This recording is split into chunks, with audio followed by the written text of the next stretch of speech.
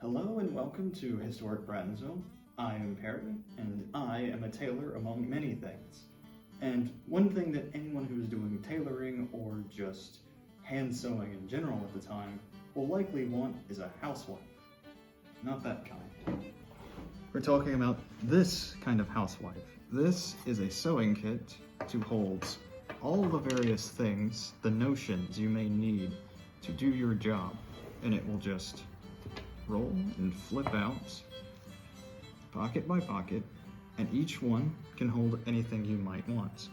From here I have my 3 primary needles I use, just run through there, all of my pins, brass and 1 silver, and from here we have also snips.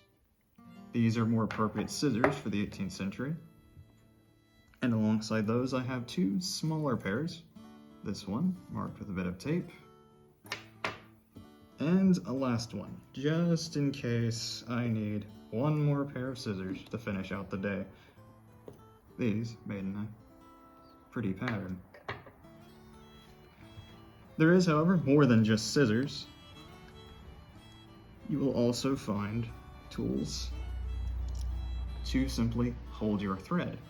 These are thread winders. They are simply made from bone or wood. These are bone, you can hear the nice click. And before you can work that thread, you will also need an amount of wax. Sometimes cotton, but very often silk and linen will be very hairy as a thread, and you run this through, and that can get rid of all of those hairs for you along that side. Also waterproofs it for you. This right here that's been sneaking out is a bone awl.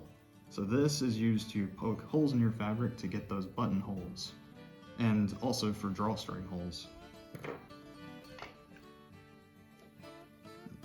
Of course, no tailor is complete without a thimble. This one is a nice tin. And the last that you may want as a tailor is a form of chalk, as you may need to mark your fabric.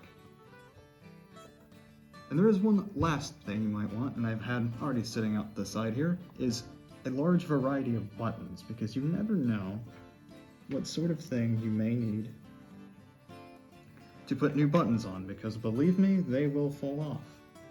From anywhere to thread-made buttons, to black horn, to white bone, to pewter and done up with fancy designs.